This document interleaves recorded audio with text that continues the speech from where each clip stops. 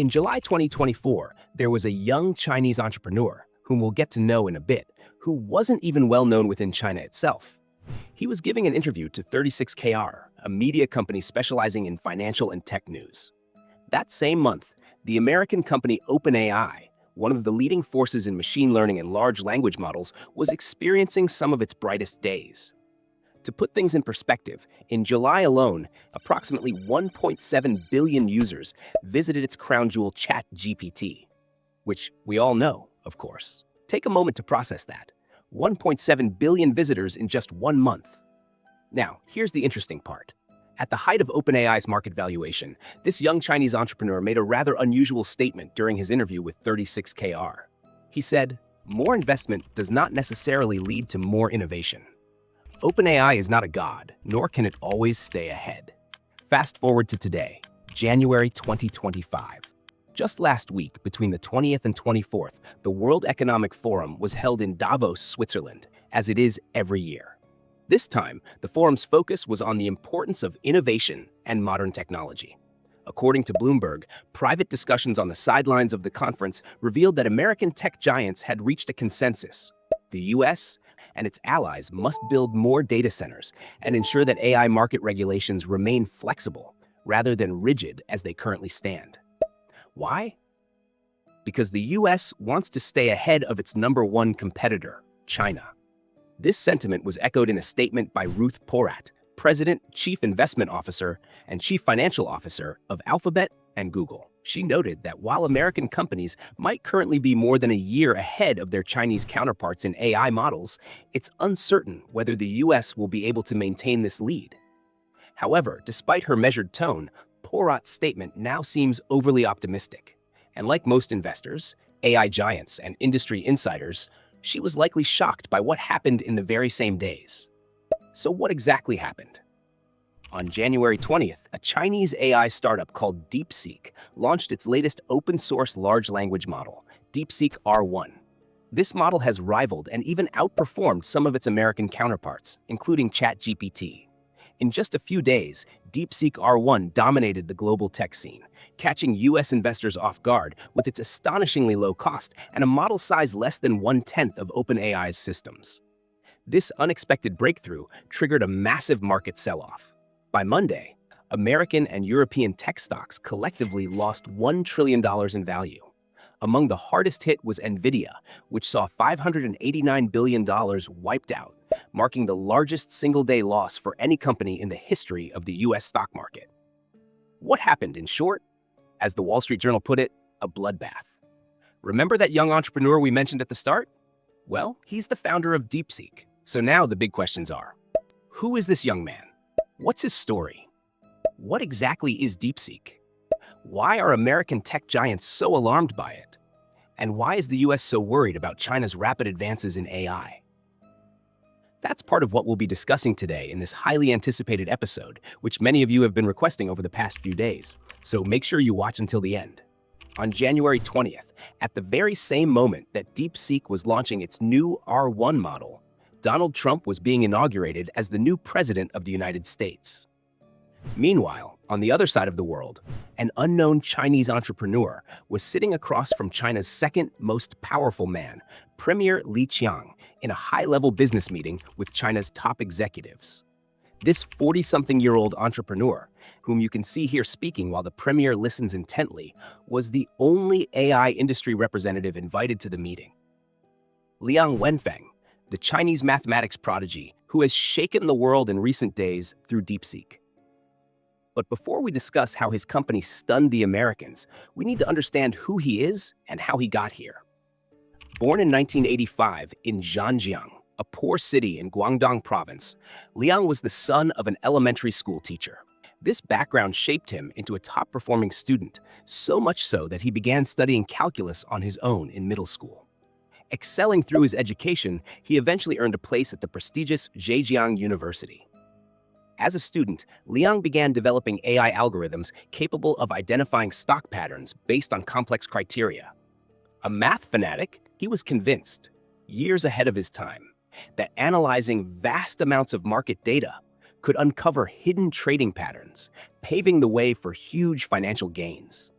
That's why he and two former university classmates decided to enter the Chinese stock market. In 2008, in the midst of the global financial crisis, despite having zero prior trading experience. In 2013, a few years after graduating, Liang founded his first venture, an investment firm called Jacobi, named after the German mathematician Carl Gustav Jacob Jacobi. Yet even as he built Jacobi, he continued his work with his two old friends, staying on his chosen path. The trio spent years experimenting with different trading strategies before finally launching High Flyer in 2015, a Chinese quantitative trading fund built around a proprietary computing model that analyzed market data based on price and trading volume factors. Just 1 year later, they integrated machine learning into the model.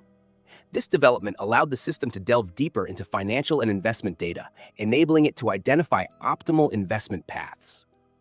As a result, High Flyer's assets skyrocketed, reaching over 90 billion yuan, $12.4 billion by 2021.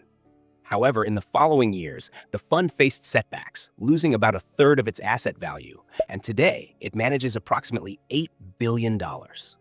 High Flyer's rapid growth inspired Liang to embark on a side project, one he considered the true future of his company and career. Pay close attention to what comes next. In 2019, Liang began purchasing thousands of NVIDIA GPUs, leaving many wondering why he was doing it. Even some investors interested in partnering with him at the time found it bizarre. One investor recounted to the Financial Times that when he first met Liang alongside a group of other investors, he found himself face to face with a peculiar man sporting an even more peculiar hairstyle. But instead of discussing investment strategies and High Flyer's performance, Liang spoke at length about building a computing cluster with 10,000 chips to train AI models. Although many didn't understand what he was doing, by late 2022, when OpenAI launched ChatGPT, only a handful of Chinese companies had more than 10,000 advanced NVIDIA chips, and High Flyer was one of them. Just as Liang had planned. Liang's relentless pursuit of NVIDIA's chips became even more evident when he explained his reasoning in an interview with 36KR. When asked why he was buying so many GPUs, he likened it to buying a piano, saying, 1. I can afford it. 2. I have a group of people who desperately want to play it. As Liang stockpiled NVIDIA's chips, the Biden administration imposed tighter restrictions on selling high-end computing chips to China, particularly those used for training AI models. Under these restrictions, U.S. companies wanting to sell chips to Chinese firms had to significantly reduce something called interconnect bandwidth, a term that refers to the speed at which data is transferred between chips. To comply with U.S. export regulations, NVIDIA, the global leader in AI chip design, developed a China-specific AI chip in the same year, the H800. Although this chip technically adhered to Biden's restrictions by reducing interconnect bandwidth, NVIDIA found other ways to maintain high performance, ensuring that Chinese AI firms could still build powerful models. Why is this so important? This created a months-long window of opportunity for Liang to purchase large quantities of H800 chips before the Biden administration caught on to what NVIDIA had done and tightened regulations further. Part of the broader US-China tech rivalry. NVIDIA's workaround became one of the key foundations of DeepSeek, the AI company that the obsessive Chinese billionaire Liang launched in 2023 in Hangzhou, the same tech hub that houses Alibaba. From the outset, Liang had a clear vision: to rely solely on Chinese talent. In his rare media appearances, he described DeepSeek as a one-of-a-kind local company where we develop Chinese talent ourselves. Every employee and researcher at DeepSeek is Chinese, with PhD graduates from top institutions such as Peking University, Tsinghua University, and Beihang University, instead of recruiting American experts. More importantly, most of them are fresh graduates or have just 1 or 2 years of experience. These two aspects, Chinese talent and limited experience, are extremely significant and demonstrate Liang's sharp business acumen. Last year, Macropolo, a US-based research institute affiliated with the Paulson Institute, published a study revealing that China had surpassed the US for the first time as the world's largest producer of AI talent. Today, China accounts for nearly 50% of the world's top AI researchers and engineers. This imbalance in tech talent between China and the US has been shifting for over a decade. A decade ago, the advantage was firmly in America's hands. Elite U.S. universities attracted a significant number of China's brightest minds, and many of these students remained in the U.S. after graduation, contributing to the country's technological and economic strength. In recent years, however, this trend has changed. Since 2018, China has heavily invested in AI education, adding over 2,000 AI-related university programs, including more than 300 at its top universities. While many of these programs focus on AI applications in manufacturing rather than generative AI and its tools, the shift remains highly significant. Liang recognized this transformation early on and began investing aggressively in these emerging talents from the moment DeepSeek was founded in 2023. So much so that DeepSeek has now become the highest-paying AI employer in China, rivaled only by ByteDance, the parent company of TikTok. Beyond his focus on local talent, Liang had no issue with hiring inexperienced employees. When asked about this, he shared a statement worth learning from. Experience can sometimes be a problem or an obstacle. If you hire experts, they will confidently tell you what they know in every situation, often without hesitation. They'll insist that things must be done in a specific way, following a fixed method. In contrast, he explained, inexperienced individuals are constantly forced to explore, think critically, and develop practical solutions to challenges. From the company's inception, and at least until now, Liang has remained committed to his original vision. DeepSeek aims to break the monopoly of major tech firms, which is why he decided from the start to keep the company's AI models open source. And indeed, this has been DeepSeek's approach since its first model launched in 2023, right up until the storm it stirred in December and beyond. So, what happened? In late December, DeepSeek released its V3 model, boasting 671 billion parameters.